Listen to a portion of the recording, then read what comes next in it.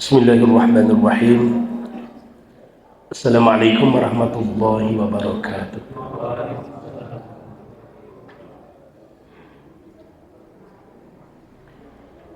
Alhamdulillahi rabbil alamin. Wala aqibatu lil muttaqin wala udwana illa 'alal zalimin. Asyhadu an la ilaha illallahul qawiyyul matin wa asyhadu anna Muhammadan 'abduhu wa rasuluhul amin, amma ba'd. Hadirin jamaah Masjid Al-Furqan yang sama-sama mengharapkan ridha, rahmat dan maghfirah Allah Rabbul Alamin. Pagi ini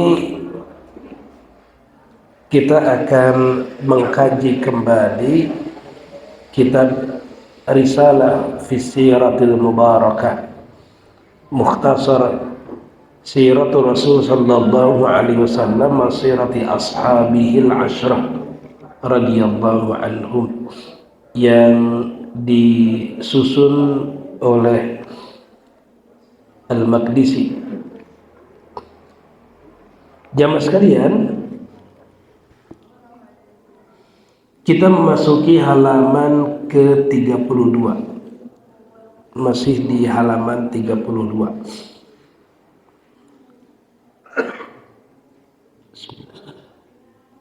Di bagian wa kana yusalli. Wa kana, dan adalah Rasulullah sallallahu alaihi wasallam yusalli ila Baitil Maqdis, salat menghadap ke Baitul Maqdis, muddata iqamatihi bi Makkah, selama Rasulullah sallallahu alaihi wasallam berada di Mekah. Jadi selama Rasulullah sallallahu alaihi wasallam berada di Mekah, Rasulullah sallallahu alaihi wasallam salat menghadap ke Baitul Maqdis. Jadi kiblatnya itu ke Baitul Maqdis. Wala yastadbirul Ka'bah, tapi dengan tidak membelakangi Ka'bah. Jadi Rasulullah sallallahu alaihi wasallam menghadap ke Baitul Maqdis tapi tidak dengan membelakangi Ka'bah.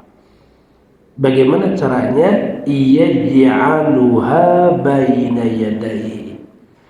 Rasulullah sallallahu alaihi wasallam menjadikan Ka'bah di hadapannya.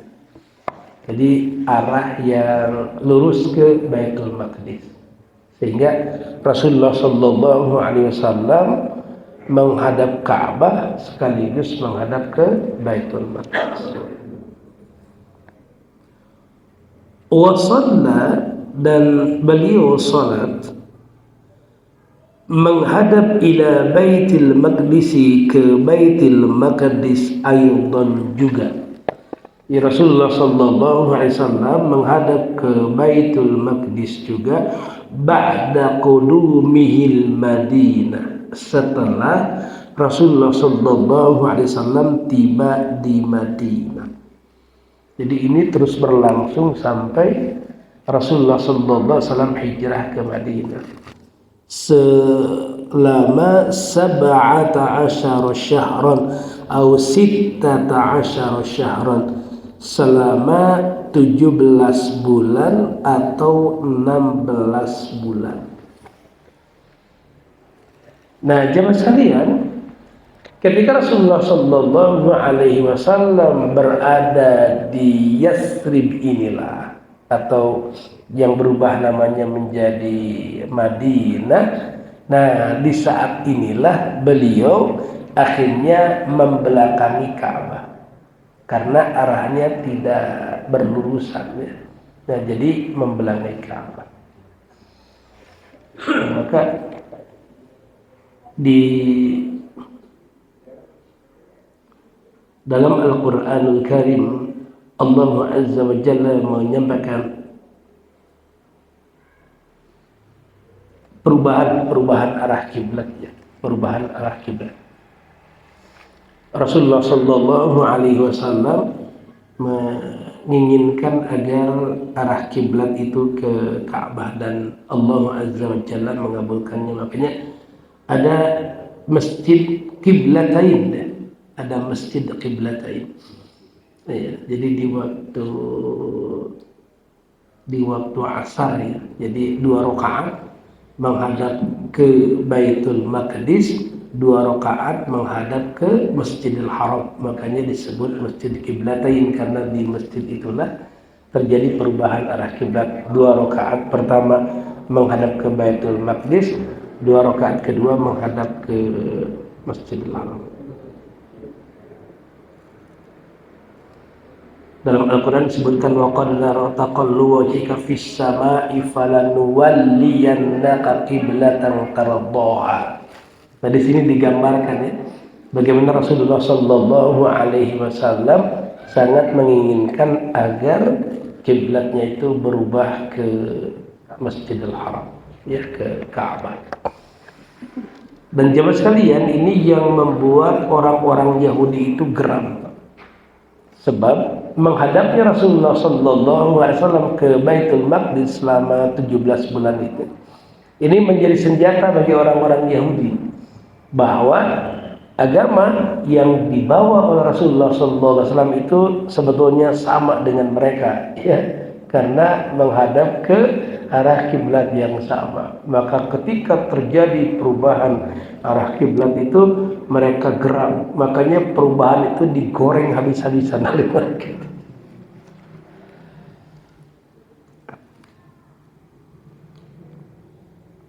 Thumma hajar ila al-Madinati. Kemudian Rasulullah Sallallahu Alaihi Wasallam hijrah ke Madinah. Ini melanjutkan peristiwa yang perjalanan hidup Rasulullah Sallallahu Alaihi Wasallam. Thumma hajar ila al-Madinati. Kemudian Rasulullah Sallallahu Alaihi Wasallam hijrah ke Madinah. Wa ma'ahu Abu Bakr Siddiq radhiyallahu anhu, bersama dengan Abu Bakar As-Siddiq radhiyallahu anhu, wa maula Abi Bakrin Amir bin Fuhairah, dan bersama dengan maula. Maula itu sebutan untuk mantan budak. Jadi kalau budak laki-laki namanya abdun, untuk perempuan namanya amatun, nah mantan budak namanya maula. Jadi kalau kita mendengar kata maula itu sebutan untuk mantan budak. Mantan budak Abu Bakar yaitu Amir bin Fuhairah.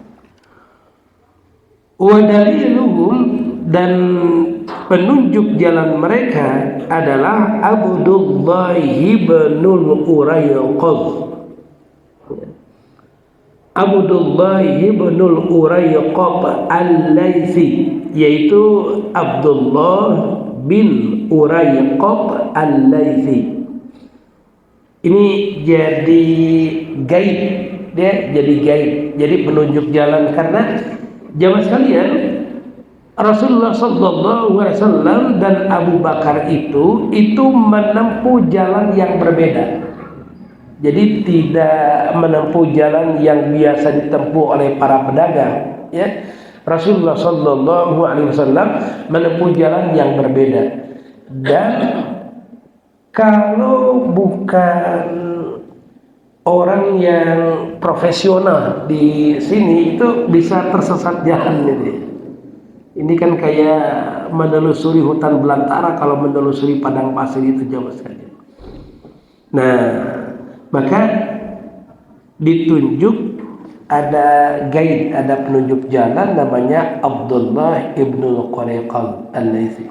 Ini walaupun namanya Abdullah, jemaah sekalian, wa huwa kafirun, tapi dia masih kafir. Kemudian kata Al-Maqdisi ditambahkan wala na'rif lahu islaman, dan kami tidak mengetahui keislamannya. Artinya apakah setelah hijrah itu Abdullah ibnul Uraiqad ini masuk Islam. Nah, ini yang tidak diketahui, ya, tidak diketahui.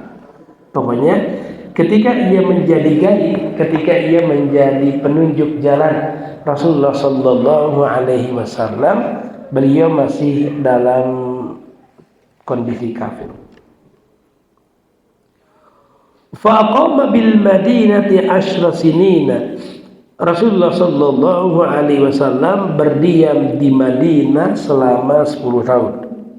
Ini sampai akhir hayatnya Rasulullah Sallallahu Alaihi Wasallam tinggal di Madinah. Wa tuwfiya wa huwa ibnu 63. Rasulullah Sallallahu Alaihi Wasallam diwafatkan wa huwa ibnu 63 ketika beliau berusia 63 tahun. Ibnu 63. Waqila, dan diriwayatkan juga atau disebutkan juga khamsin wa sittina, 65 tahun. Waqila, dan dikatakan juga sittina, berusia 60 tahun. Wal awwalu as-sahhu, dan yang pertama itu yang lebih sahih. Jadi di usia 63 tahun. Wa tuwfiya sallallahu alaihi wasallam yaumal itsnaini. Rasulullah sallallahu alaihi wasallam diwafatkan pada hari Senin. Hina ishtadda duha li 12 lailatan khalat min syahri Rabi'il Awal, yaitu di waktu duha di tanggal 12 Rabiul Awal.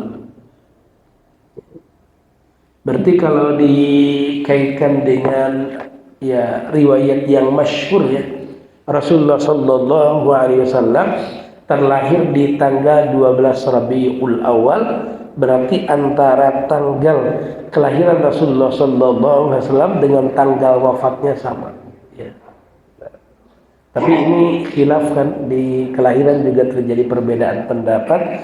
Begitu juga di wafatnya Rasulullah Sallallahu Alaihi Wasallam juga terjadi perbedaan pendapat.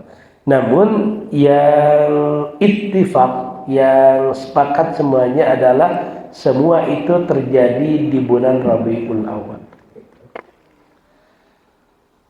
Wakila, dan dikatakan juga li lailataini khalata minhu. Nah, ini di tanggal 2 Rabiul Awal.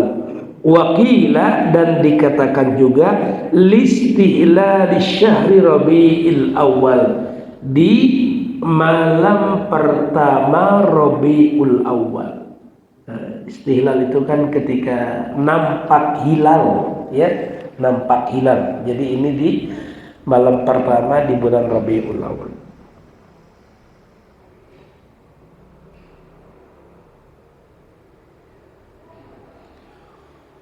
Wa dufina lailatal arba'i wa qila lailatul thulatha. Dan Rasulullah Sallallahu Alaihi Wasallam dimakamkan pada malam Rabu, dan ada riwayat juga yang mengatakan di malam Selasa.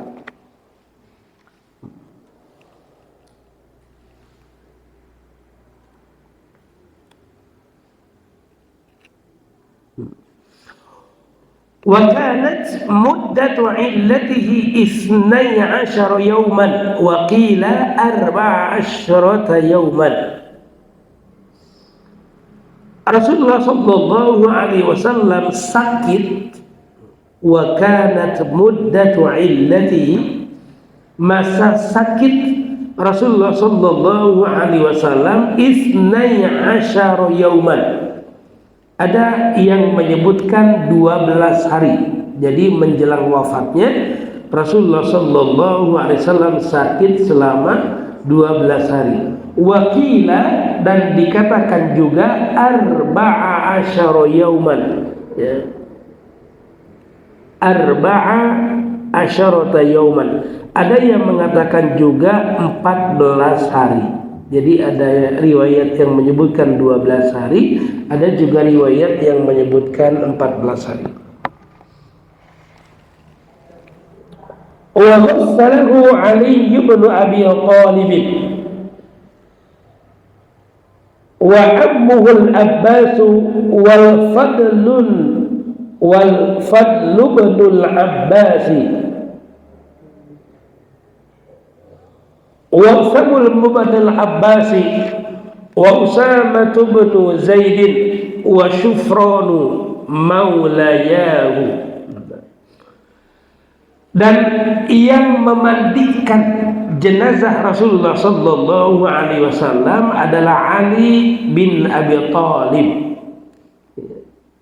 Wa ghassalahu, dan yang memandikan Rasulullah sallallahu alaihi wasallam, jenazah Rasulullah sallallahu alaihi wasallam, Ali bin Abi Thalib, Ali bin Abi Thalib, wa ammuhu al-Abbas, dan pamannya yaitu Abbas bin Abdul Muthalib. Kemudian wal Fadl ibn Abbas, dan Fadl ibnu Abbas. Berarti ini anaknya Abbas bin Abdul Muthalib, ya. Berarti saudaranya Abdullah bin Abbas. Kemudian wa Fusam ibn Abbas, dan Fusam ibnul Abbas. Nah, ini kedua anak ini adalah anak Abbas bin Abdul Muthalib atau saudara Abdullah bin Abbas. Kemudian wa Usamah bin Zaid wa Shufran. Nah, Usamah bin Zaid dan Shufran. Usamah bin Zaid dan Shukran. Maulayahu, yang keduanya ini mantan budak, yaitu Usamah bin Zaid dan Shukran. Wa adarahum Aus bin Khalayal Ansari, dan yang menghadirinya, yang menyaksikan pemandian ini, menyaksikan mereka, ikut hadir bersama dengan mereka adalah Aus ibnu Khawli al-Ansari. Selanjutnya wa kufina fi salasati aswabin bidin sa'uliyatin min thiyabi sahul. Rasulullah SAW dikafani dengan 3 lembar kain dari Sahul. Sahul itu baldatin bil Yamani, salah satu kota di Yaman. Laisa fiha qamisun wala imamatun, tanpa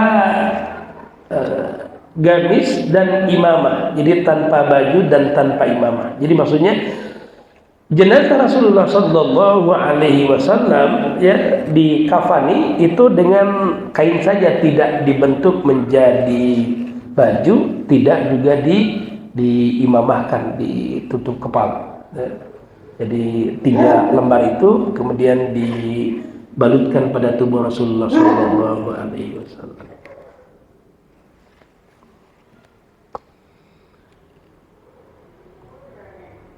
وصلى عليه المسلمون أفزازا لم يؤمهم عليه أحد. وصلى, dan mensalatkan alaihi, atas jenazah Rasulullah sallallahu alaihi wasallam, al-muslimuna, kaum muslimin, afzazan, sendiri-sendiri. Jadi jamaah sekalian, ini Rasulullah sallallahu alaihi wasallam, jenazah Rasulullah sallallahu alaihi wasallam disalatkan oleh para sahabat, mereka melaksanakan sholat jenazah ini sendiri-sendiri. Ya. Mereka melaksanakan sholat jenazah ini sendiri-sendiri.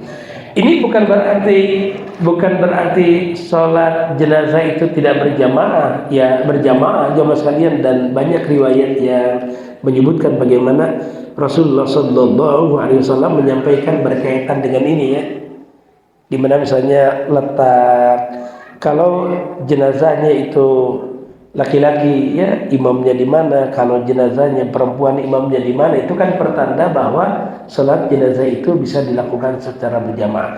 Tapi ini fakta yang terjadi di masa Rasulullah Shallallahu Alaihi Wasallam.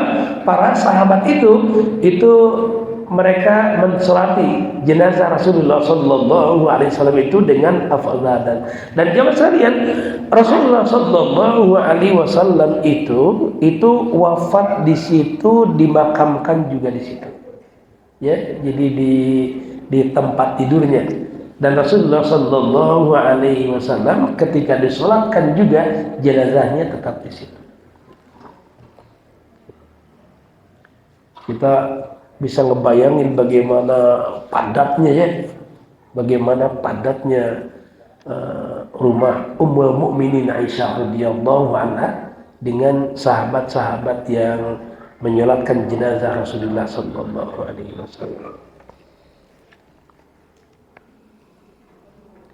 La ya'ummahum alaihi ahadun. Tidak ada seorang pun yang mengimami jenazah Rasulullah SAW, yang mengimami kaum muslimin dalam mensolati jenazah Rasulullah SAW.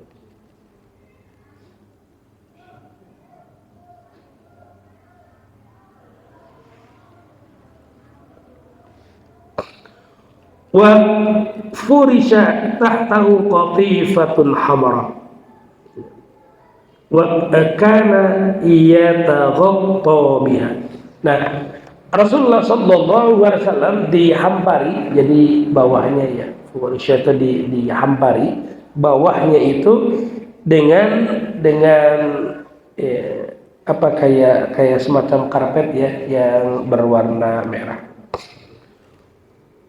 Wa dakhala qabrahu al-Abbas wa Aliyyun wal Fadlu wa Futhamu wa Syuqranu. Nah, kemudian yang masuk ke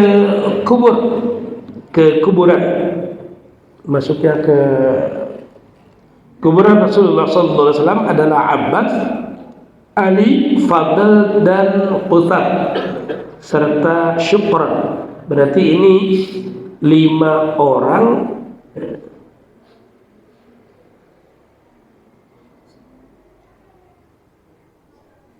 Jadi Abbas, Ali, Fadl, Qutham dan Syukran ya, berarti 5 orang yang masuk ke kuburan Rasulullah sallallahu alaihi wasallam.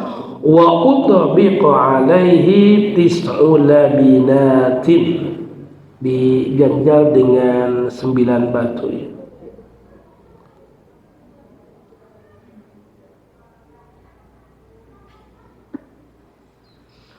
وَدُفِنَ فِي الْمَوْضِعِ الَّذِي تَوَفَّاهُ اللَّهُ فِيهِ حَوْلَ فِرَاشِهِ وَغُفِرَ لَهُ وَلُحِدَ فِي بَيْتِهِ الَّذِي كَانَ بَيْتَ عَائِشَةَ ثُمَّ دُفِنَ مَعَهُ أَبُو بَكْرٍ وَعُمَرَ رَضِيَ اللَّهُ عَنْهُمَا. Rasulullah sallallahu alaihi wasallam dimakamkan atau dikuburkan di tempat di mana Allah Subhanahu wa taala mewafatkannya, di sekitar tempat tidurnya. Ya, di sekitar tempat tidur Rasulullah sallallahu alaihi wasallam. Kemudian dibuatkan lahat di rumah Ummul Mukminin Aisyah radhiyallahu anha. Nah, kemudian summa dufina ma'hu Abu Bakrin wa Umar, dikuburkan di tempat itu juga Abu Bakar dan Umar. Jadi jamaah sekalian, Kalau kita datang ke Masjid Nabawi, kemudian melihat ya, makam Rasulullah Sallallahu Alaihi Wasallam, maka disitulah tempat tinggal Rasulullah Sallallahu Alaihi Wasallam. Tempat tinggal Rasulullah Sallallahu Alaihi Wasallam. Kemudian berderet kan ada 3 kuburan ya, kuburan Rasulullah Sallallahu Alaihi Wasallam, kemudian Abu Bakar, kemudian Umar. Nah, jadi melihat ini, maka asalnya kuburan Rasulullah SAW itu berada di luar masjid, ya, berada di luar masjid. Sampai masa Khulafaur Rasyidin, ini kan terjadi perluasan Masjid Nabawi itu di masa Khalifah Utsman bin Affan ya. Itu perluasan itu posisinya tidak mengarah ke masjid. Posisinya tidak mengarah ke masjid. Tidak mengarah ke kuburan Rasulullah Sallallahu Alaihi Wasallam. Jadi kuburan itu posisinya masih berada di luar masjid.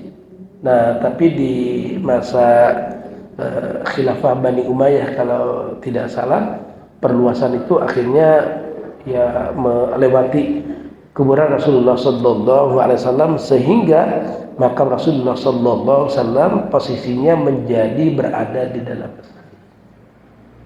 Dulu sempat terjadi kontroversi di masa itu di kalangan para ulama bagaimana dengan makam Rasulullah Sallallahu Alaihi Wasallam ini, apakah dipindahkan? Karena kan ada banyak riwayat yang menyebutkan tidak bolehnya ada kuburan di dalam masjid, ataukah tetap di situ. Nah, tapi ya kesepakatan para ulama saat itu tetap di situ, sebab kalau dipindahkan, maka madaratnya akan lebih besar daripada maslahatnya. Ya. Dulu saja zaman sekalian, konon sebelum ditutup, sekarang kan ditutup rapat ya, sudah entah dari tahun berapa ya, itu sudah ditutup rapat. Dulu zaman sekalian, sebelum tertutup rapat seperti itu ada orang yang suka berkirim surat pada makam Rasulullah SAW. Dua ya. Oh, jadi ini makanya mengapa para ulama itu mereka sepakat tidak memindahkan. Ini kalau dipindahkan jamaah sekalian itu dari mulai tanahnya, apa ya? Mulai itu bisa rebutan itu, bisa. Apalagi nanti dimanfaatkan oleh pihak ketiga. Ya. Ini akhirnya kemudaratannya bisa lebih besar. Makanya pakai kaidah dzar'ul mafasid muqaddamun ala jalbil masalih. Mencegah kerusakan itu didahulukan dari membangun kemaslahatan.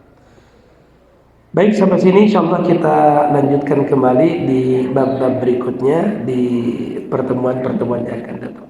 Jadi kalau berkaitan dengan sekilas perjalanan hidup Rasulullah SAW selesai sampai bab ini, di bagian-bagian berikutnya kita akan diperkenalkan dengan putra-putri Rasulullah SAW, kemudian tentang haji dan umrahnya Rasulullah SAW, kemudian peperangan ya Rasulullah SAW, kemudian surat-surat yang dibuat Rasulullah SAW, kemudian juga paman dan bibi Rasulullah SAW, kemudian juga disebutkan tentang istri-istri Rasulullah SAW, kemudian para pembantu, jadi ya khadimat ya, jadi para sahabat, ada para sahabat yang berkhidmat di rumah Rasulullah SAW. Nah, kemudian juga ada maula, jadi mantan budak Rasulullah SAW. Kemudian nanti kendaraan ya, kuda-kuda yang dimiliki oleh Rasulullah SAW. Kemudian sebagian senjatanya, kemudian sifat-sifat Rasulullah SAW. Itu yang disebutkan di bab-bab berikut. Demikian jemaah sekalian yang bisa disampaikan, mohon maaf. Subhanakallahumma bihamdika asyhadu an la ilaha illa anta astaghfiruka wa atubu ilaik. Walhamdulillahirabbil alamin. Assalamualaikum warahmatullahi wabarakatuh.